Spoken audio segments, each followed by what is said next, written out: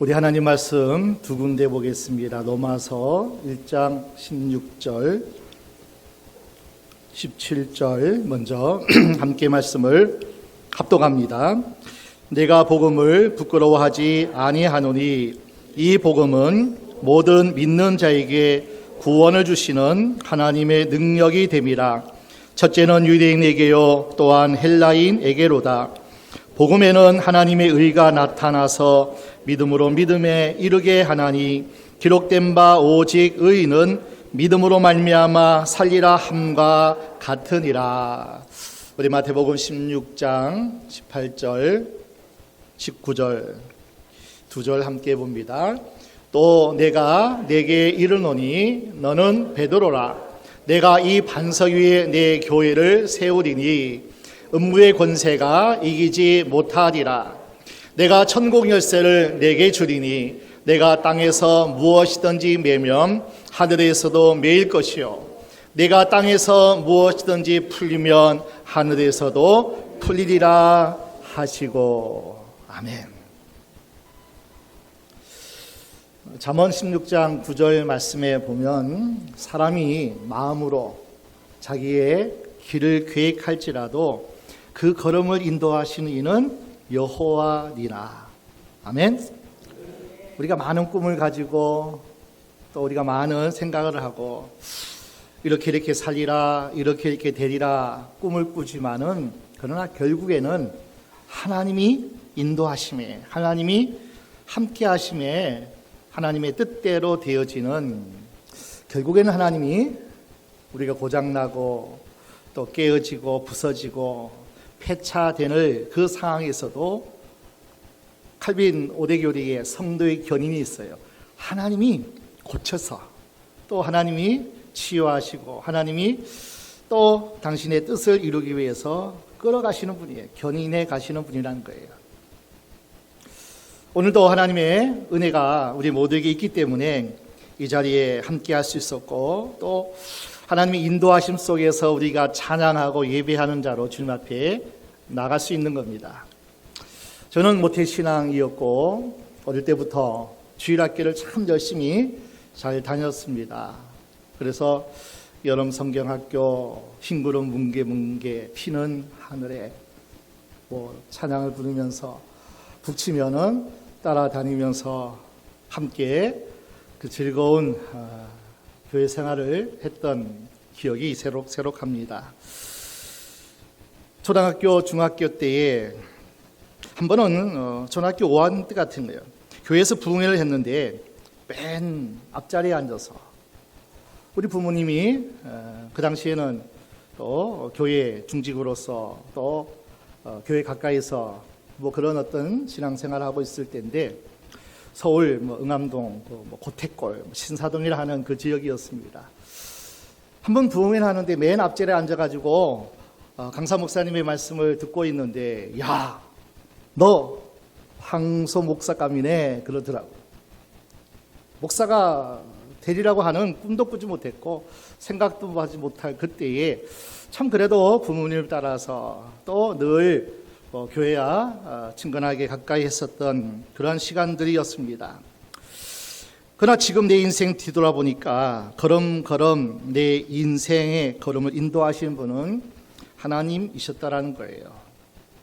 내가 가고 싶어서 내가 하고 싶어서 내가 이렇게 가리라 하고 갔지만은 결국에는 하나님이 돌게 하시고 또 하나님이 당신의 모든 스케줄대로 과정대로 깨어질 때도 있었고 넘어질 때도 있었고 그런 어떤 어려움 또 힘들 때도 있었지만은 결국에는 하나님이 여기까지 인도하신 분은 내가 믿는 나를 사랑하시고 나를 통하여 영광 받기를 원하시는 하나님의 인도하심이었다는 거예요.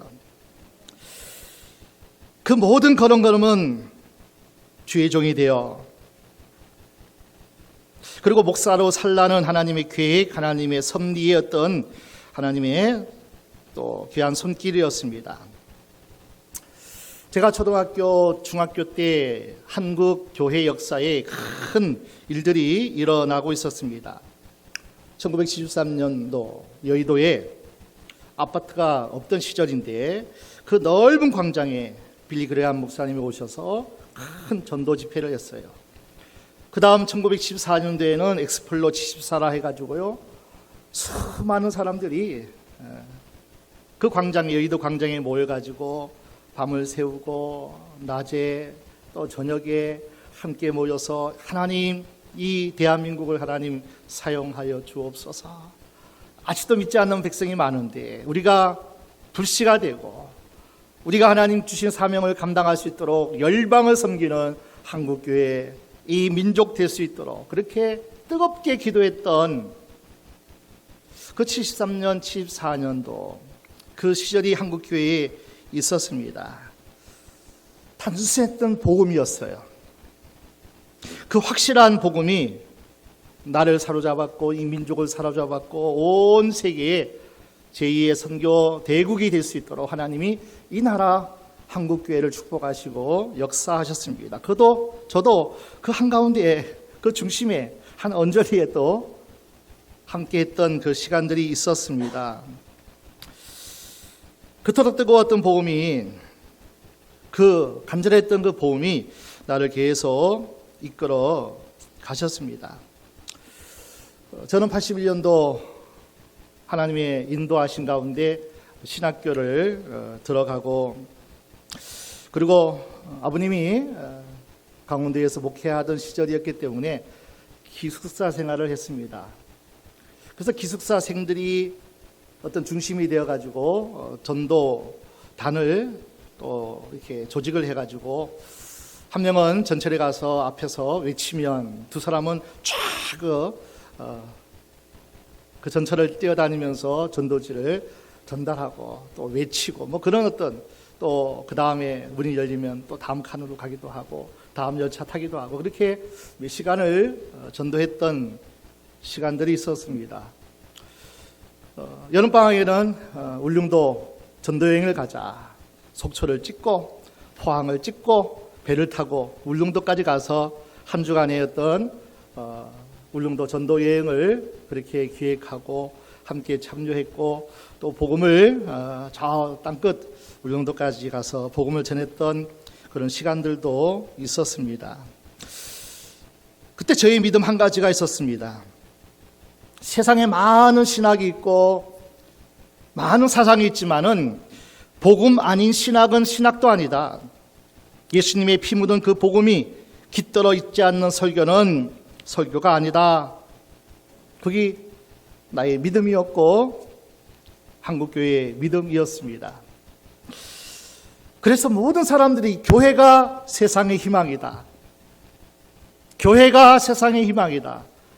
그렇게 믿었고 그렇게 외쳤고 그렇게 지금까지 교회가 온 세상의 희망으로 그렇게 하나님의 뜻 가운데 세워져야 된다.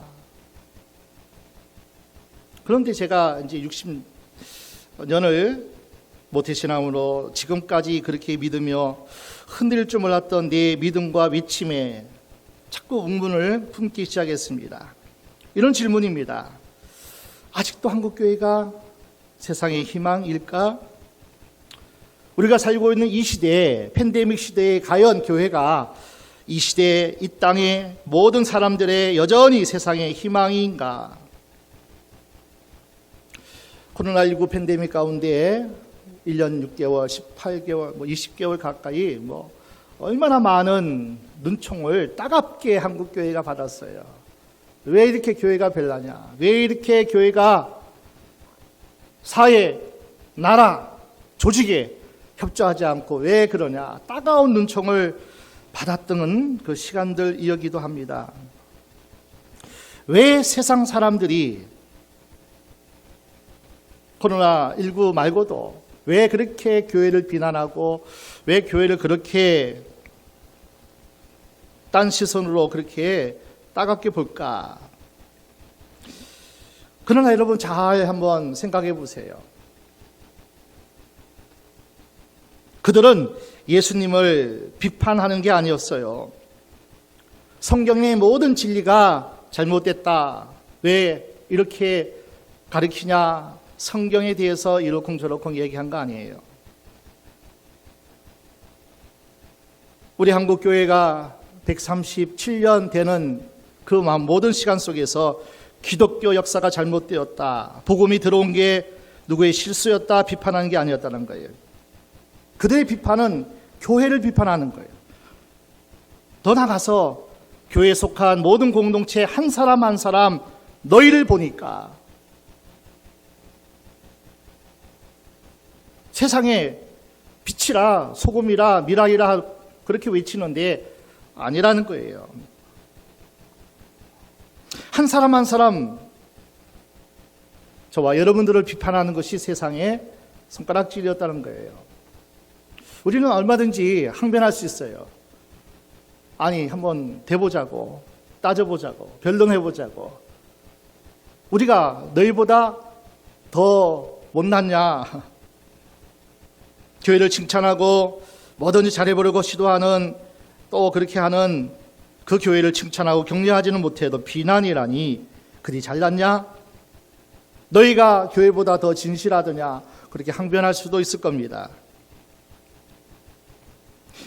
우리가 살고 있는 마지막 때가 되어서 그렇게 한국교회를 향해서, 저와 여러분을 향해서 그렇게 비난하고 외치는 거다. 마지막 때니까.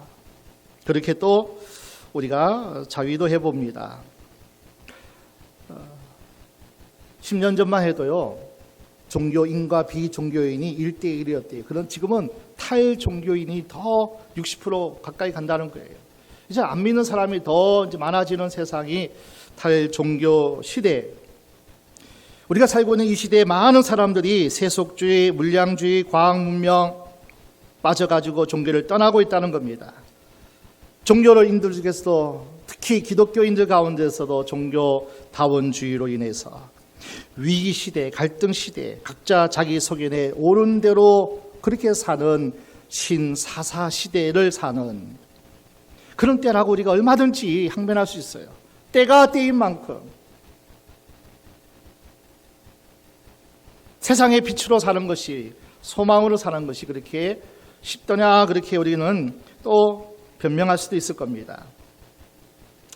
그러나 과연 우리 주님이 원하시고 꿈꾸던 그 교회, 세상의 빛이 되라, 소금 되라, 세상의 희망이 되라, 살리고 세우는 자 되라, 그렇게 세운 교회가, 그렇게 부름받은 저와 여러분들이 과연 이 시대를 살아가는 현실 속에서 과연 그렇게 살고 있는지, 그렇게 희망으로 그렇게 사람들에게 비춰지고 있는지. 그래서 많은 사람이 그게 질문하는 거예요. 교회가 아직도 세상의 희망입니까? 그렇게 묻는다면은 희망이 사라질수록, 절망이 엄습해 올수록 교회는 세상이 희망이 되어야 된다. 답답하면 답답하고 문제가 더 많고 살 소망이 없고 낙심 절망이 우리를 엄습해 올 때 더더욱 교회는 세상에 희망이 되어야 된다. 교회만이, 복음만이 영원한 인류의 대답이요 희망이다. 아니, 교회 외에요, 복음의 빛 외에 영원한 소망이 이 땅에 무엇이 있냐고 우리가 얼마든지 우리는 말씀을 통해서든지 우리 신앙 고백을 통해서 우리는 그렇게 고백할 수 있을 겁니다. 답답해도 타락하고 패역한 세대 가운데서도 특히 그리스도인들도 그렇게 빛된 삶을 살지 못하는 그때라도 우리의 대답은 딱 한 가지예요. 그때라도 교회가, 복음이, 하나님의 뜻이 희망이다, 소망이다. 이것이 진리입니다. 자, 로마서 15장 말씀 함께 보겠습니다. 12절 13절입니다. 로마서 15장 12절 13절. 또 이사야가 가로되 이새의 뿌리 곧 열방을 다스리기 위하여 일어나시는 이가 있으리니 열방이 그에게 소망을 두리라 하였느니라. 소망의 하나님이 모든 기쁨과 평강을 믿음 안에서 너희에게 충만케 하사 성령의 능력으로 소망이 넘치게 하시기를 원하노라. 이새의 뿌리, 다윗의 뿌리, 예수 그리스도가 너희의 소망이다. 교회가 소망이에요. 복음이 소망이라는 거예요. 모든 기쁨, 모든 희망은 하나님께 있다. 하나님이 세우신 이 교회, 작은 예수, 저와 여러분에게 희망이다. 그렇게 성경은 말씀하고 있어요. 하나님이 그렇대요. 답답해도, 좀 우리가 부족하고 연약해도, 말씀대로 진리대로 빛된 삶을 살지 못한다 할지라도, 그래도 여전히 교회는 세상의 희망이 돼야 됩니다.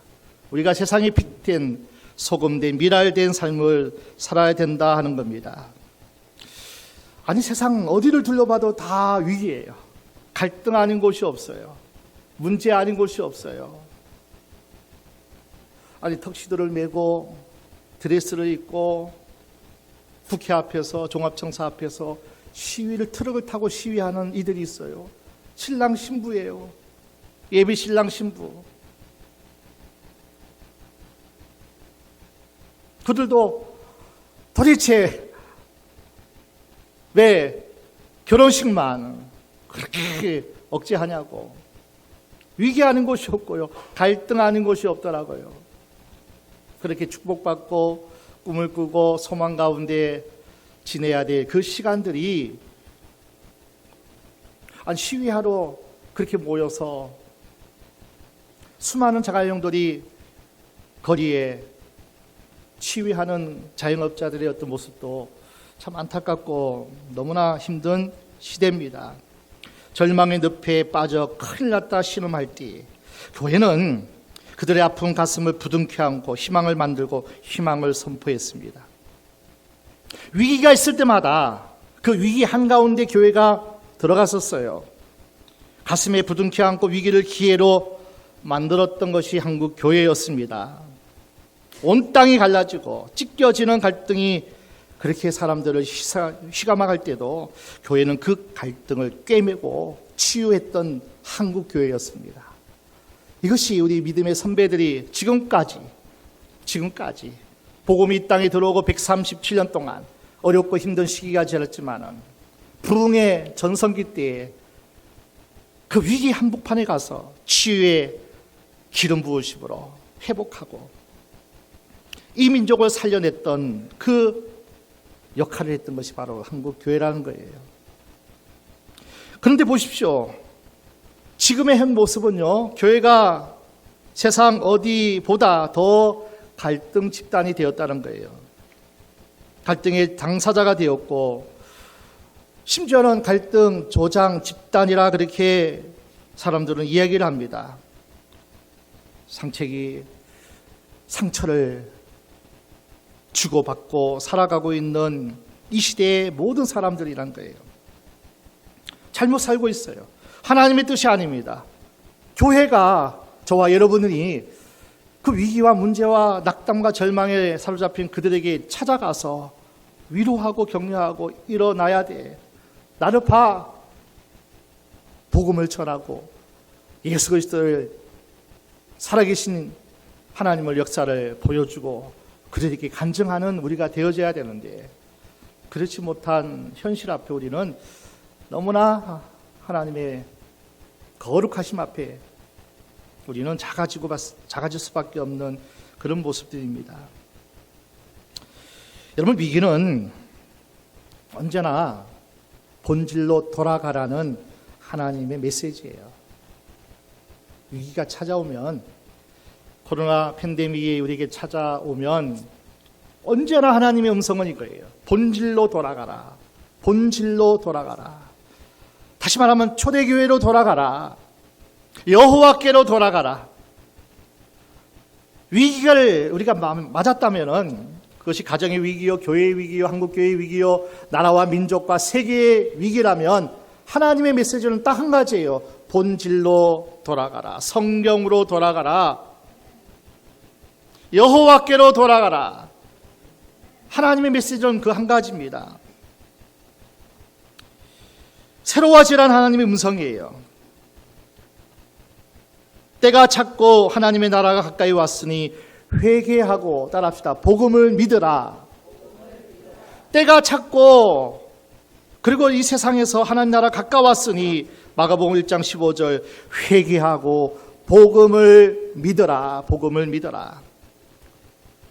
오늘 본문 로마서 1장 16절에 내가 복음을 부끄러워하지 아니하노니 이 복음은 모든 믿는 자에게 구원을 주시는 하나님의 능력이 됨이라.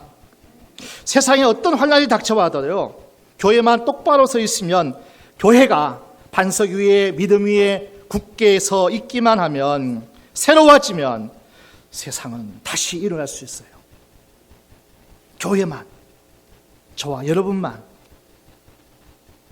하나님 말씀에 깊이 뿌리 내려서 사랑의 열매만 맺기만 하면 여러분 가정이 일어날 수 있어요. 한국교회가 깨어서 다시 부흥의 불길을 타 올릴 수 있어요. 하나님이 그렇게 원하는 그리스도의 계절이 이 땅에 실현될 수 있다는 거예요. 교회만 바로 서기만 하면요, 새로워지기만 하면 내일은 반드시 희망의 길로 열려질 겁니다. 이게 우리의 믿음이에요. 우리의 선포이기도 해요. 교회가 세상의 희망이다. 유일한 희망은 복음이다. 복음이다. 복음은 기쁨을 잃어버린 세상의 기쁜 소식입니다. 복음은요, 우울한 소식으로 가득 찬 이 세상에 너무나 반갑고 좋은 소식이 복음입니다. 복음은 예수님이 주신 구원의 소식입니다. 여러분, 복음이 무엇입니까? 가장 쉬운 대답, 확실한 대답, 가장 간단한 대답, 영원히 변하지 않는 답. 예수가 복음이다. 아멘? 예수가 복음이다. 로마서 1장에는 너무나 당연하게, 너무나 확실하게 얘기해요. 다윗의 자손으로 오신 이, 성결의 영으로 오신 이, 그가 바로 예수 그리스도, 그가 바로 복음이다. 복음. 복음이 빛으로 왔다는 거예요. 초대교회는 예수가 복음이라는 이 사실 하나에 생명을 걸었어요. 예수 권하지 말라는 권세자들 앞에서 담대하게 베드로 요한이 외칩니다. 사도행전 4장 19절입니다. 베드로와 요한이 대답하여 가로되 하나님 앞에서 너희 말 듣는 것이 하나님 말씀 듣는 것보다 옳은가 판단하라. 권세자들 앞에서 당당하게 얘기하는 거예요. 너희 말 듣는 것이 좋으냐 아니면 하나님 말씀 듣는 것이 더 좋으냐? 절대 너희 말 들을 수 없다는 거예요. 주 예수를 믿어라. 그리하면 너와 내 집이 구원을 받으리라. 초대교회의 캐리크마 복음의 핵심은 분명합니다. 주 예수를 믿어라. 참 단순하죠. 그리고 명쾌합니다. 주 예수를 믿기만 하면, 복음이 예수인데 예수만 믿기만 하면, 예수가 나의 능력이 되기만 하면 그 예수가 회복이요, 능력이요, 권세요, 새로워짐이요, 치유요, 하나님 나라가 예수 안에 있다는 거예요. 이 단순한 복음, 예수 외에 전하는 자는 저주를 받을지어다. 갈라디아서 1장 7절 8절에는 다른 복음, 다른 예수, 다른 진리, 다른 소망을 외치는 자들은 저주를 받을지어다. 사도 바울이 얼마나 강력하게 선포하는지 몰라요. 로마는 이 복음을 부끄러워했어요. 어떻게 십자가에 죽은 그 예수가 복음이냐, 희망이냐, 그가 어떻게 기쁜 소식이냐. 비참하게 죽은 예수인데 그 예수가 세상을 바꾼다고 세상 모든 사람이 그 복음을 부끄러워했습니다. 그러나 바울은 어땠습니까? 담대하게 노마에게 항변합니다. 너희 노마는 반드시 망할 거다.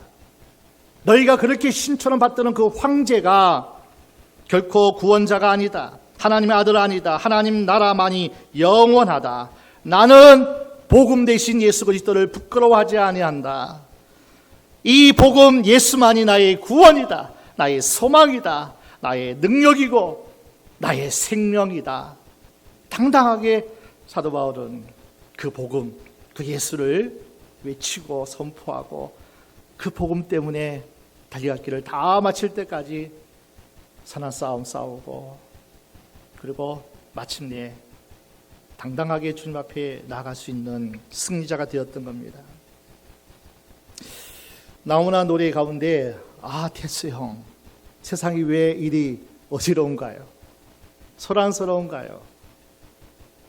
여러분, 왜 세상이 그렇게 소란스럽고 왜 어지러울까요? 간단합니다. 명료합니다. 인간의 죄 때문이에요. 저와 여러분, 세상의 모든 사람들의 연약함, 죄성 때문입니다. 어떻게 세상에 새로워질 수 있을까요? 간단합니다. 복음이에요, 복음.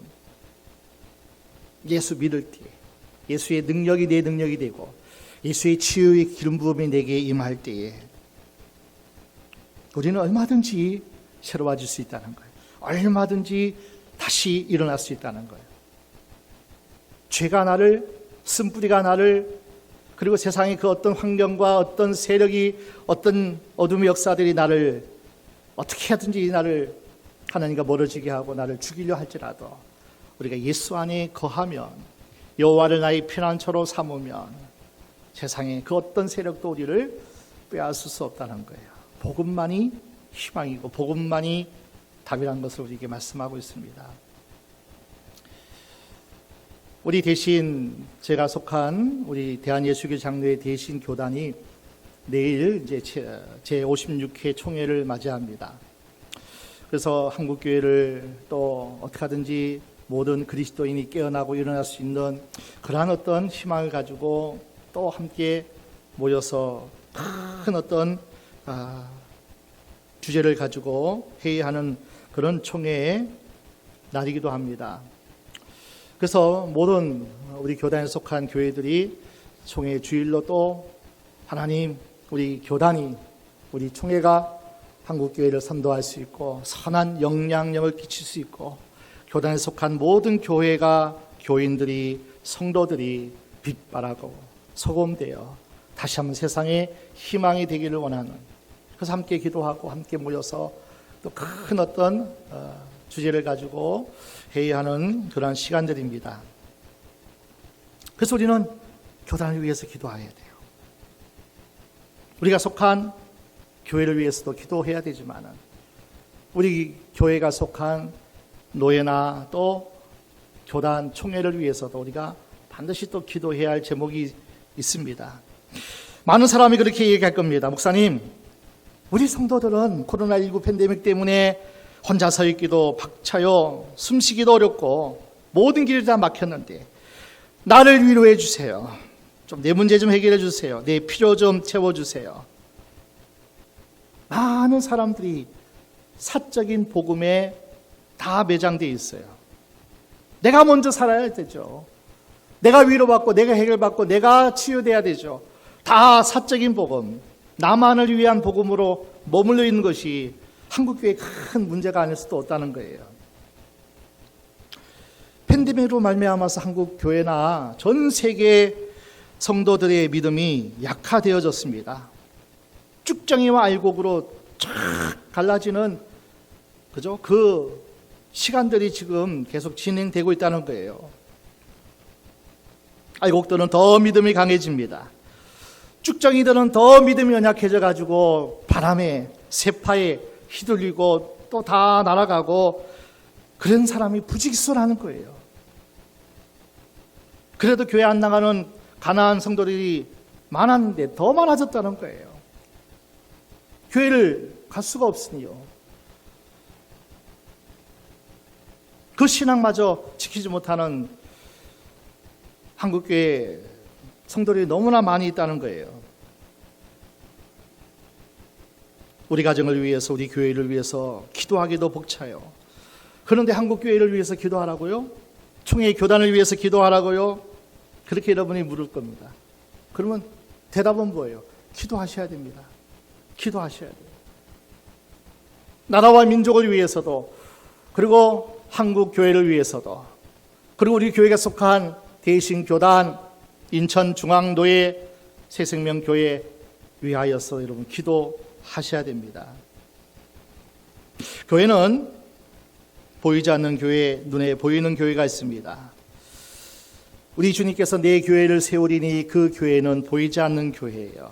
전 세계 믿음으로 고백한 하나님의 사람들이 모여있는 구원받은 모든 그리스도인의 한 교회예요. 한 하나님의 나라, 이 보이지 않는 교회입니다. 그러나 보이는 교회가 있어요.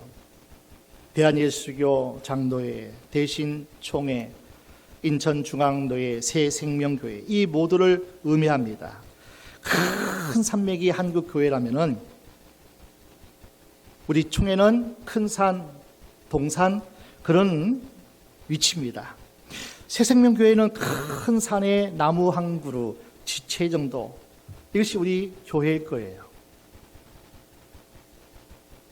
새생명교회가 아무리 독약 청청 푸르고 그리고 건강해도 그 동산에 병충해가 끼면 함께 죽을 수 있습니다. 한국교회가 무너지면 한국교회가 계속 세상의 사회에 밀리고 치이고 교회가 문을 닫고 예배가 문을 닫으면 온 교회가, 우리 교회마저도 그 교회에 속하였기 때문에 함께 병충해에 앓고 실험하다가 결국 다 죽는 거예요. 왜 이 나라의 민족을 기도할까요? 이 나라의 자유가 없고요. 예배의 자유, 종교의 자유, 집회의 자유가 다 빼앗기면 모일 수 없어요, 여러분. 북한이 모이든가요? 중국이 그렇게 모여서 예배할 수 있던가요? 나라가 없으면, 민족이 없으면, 헌법에 기록되어 있는 종교의 자유가, 집회의 자유가 다 빼앗기고 다 잃어버리면 한국교회에 설 자리가 없어요. 중국의 지하교회가 숨어 들어가듯이 그럴 수밖에 없는, 북한의 지하교회가 탄압받는 그 시간으로 갈 거예요. 그래서 우리는 나라와 민족을 위해서 기도해야 되는 거예요. 한국교회 위해서 깨어 기도도 해야 되는 거예요. 그리고 교회에 속한 교단을 위해서, 총회를 위해서도 기도해야 되는 거예요. 그리고 노예와 교회와 가정을 위해서 기도를 뺄 것이 하나도 없죠. 교회의 머리, 교회의 주인은 우리 주님 예수 그리스도이십니다. 우리가 늘 고백하잖아요. 거룩한 공회, 공교회죠. 공교회. 교회는요, 사적 복음만 가지고 있으면 내가 잘 살아야 돼, 내가 해결받아야 돼, 나만 또 건강히 해결돼야 돼. 그 사적 복음에 갇혀 있으면은 공적 복음, 공복음, 이것이 공공교회가 역할을 감당하지 못하면 함께 다 무너질 수밖에 없다는 거예요. 나만 우리 교회만 그러면은 한국교회는 무너지면 같이 무너질 수밖에 없는 거예요. 그래서 그리스도의 장성한 분량에 이르면서 성숙한 신앙이 되어가면서 어린아이 신앙에 머물러서는 안 되고요. 사적 복음에 머물릴 것만 아니라 공적 교회, 공적 복음, 하나님 나라의 복음에 우리가 서 있어야 됩니다. 한국교회는 7, 80년도 잘 살아보세요. 번역문학, 사적인 복음으로 전락했던 시간들이 우리 한국교회에 있었어요. 이제 복음으로 돌아가야 돼요. 사적인 복음만 아니라 공적인 부분도, 복음도 우리가 나아가야 됩니다. 함께 일어나야 돼요. 함께 살아야 돼요. 난 사람의 외침이, 우리 한 교회의 외침이 과연 어떤 영향이 있을까? 아니에요. 두 사람이 합심하여 기도하면, 두세 사람이 모여 있는 곳에 나도 그들과 함께 하느리라.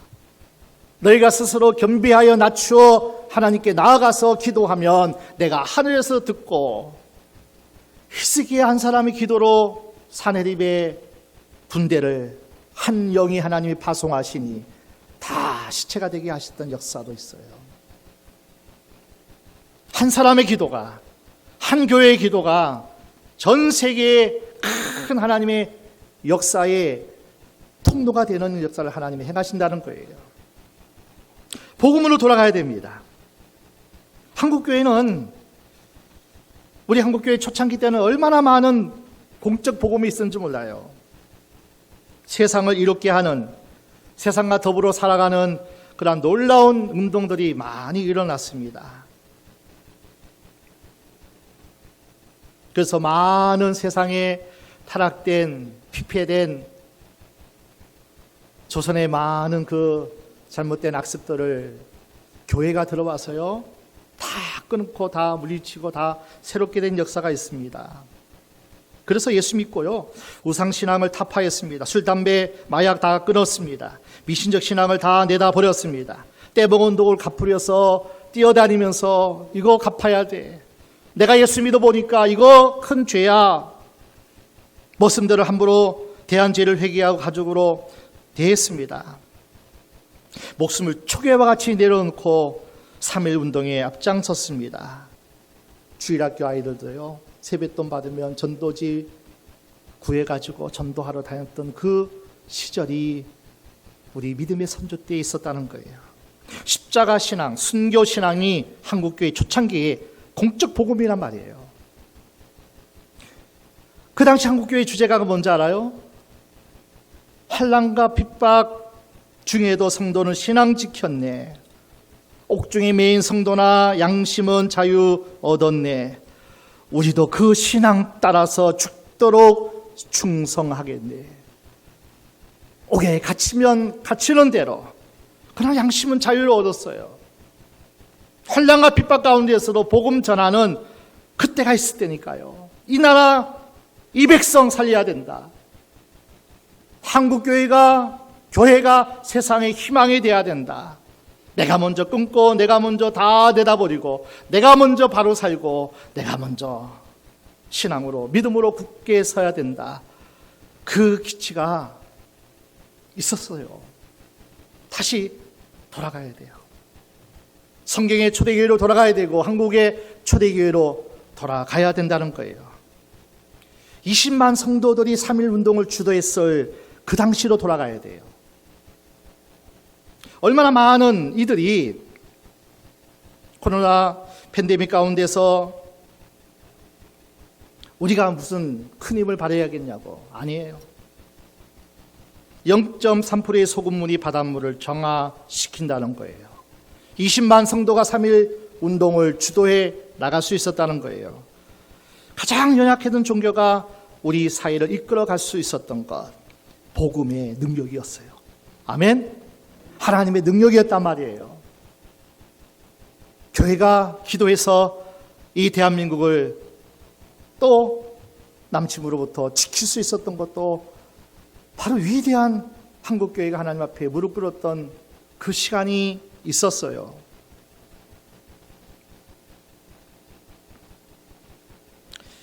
마태복음 본문 오늘 18절, 이 반석 위에 내가 내 교회를 세우리니, 우리 주님이 말씀해요. 너희의 신앙 고백, 복음만이 세상의 소망이다. 교회가 세상의 희망이다. 그렇게 너희가 외치고 주 예수 그리스도 나의 하나님이십니다. 나의 능력이십니다. 나의 소망이십니다. 그렇게 믿는 그 신앙 고백 위에 내 교회를 내가 세우리니, 주님이 직접 말씀하셨어요. 여러분, 신앙 고백은 뭡니까? 나 성령이 거하시는 성전, 교회, 나 정성하는 세상의 희망이다. 하나님, 나를 통해서 내 가정, 내가 섬기는 지역, 하나님이 살리실 거야. 베드로의 신앙 고백 있잖아요. 주는 살아계신 하나님의 아들이시요, 주님은 그리스도시요. 이 고백 위에 하나님께서 교회를 세우시겠다는 거예요. 성령이 거하시겠다는 거예요. 성령이 임재하시겠다는 거예요. 믿음의 반석 위에 교회가 세워지지 않는다면, 교인이 아무리 많다 해도, 수천 수만 명이 모인다 해도 교회 될 수 없습니다. 주님이 세우신 교회는 아닐 겁니다. 베드로의 믿음 위에, 반석 위에 예루살렘 교회가 세워졌습니다. 수가성 여인의 믿음 반석 위에 사마리아 교회가 세워졌습니다. 이디오피아 내시의 믿음 반석 위에 그가 이디오피아로 돌아가서 그 이디오피아 반석 위에 이디오피아 교회가 세워졌습니다. 고넬료의 믿음의 반석 위에 타이사라 교회가 세워졌습니다. 누디아 한 여인의 그 믿음의 반석 위에 빌립보 교회가 세워진 거예요. 우리가 믿음의 반석 위에, 신앙 고백 위에 굳건히 서 있으면요, 하나님이 내 위에 교회를 세우셔요. 우리 가정 위에 하나님이 교회를 세우실 거예요. 하나님이 그렇게 역사하실 거예요. 오늘 본문 19절 다시 한번 보겠습니다. 내가 천국 열쇠를 네게 주리니 내가 땅에서 무엇이든지 매면 하늘에서도 매일 것이요 내가 땅에서 무엇이든지 풀면 하늘에서도 풀리리라 하시고. 마태복음 18장 18절 19절 말씀에도 계속 그 말씀이 기록되어 있어요. 너희가 땅에서 매는 대로, 너희가 합심해서 땅에서 기도하여 푸는 대로 내가 하늘에서 듣고 매일 것이고 풀 것이고 너희의 기도대로 내가 역사하리라. 두세 사람이 있는 곳에 나도 그들과 함께 하느니라.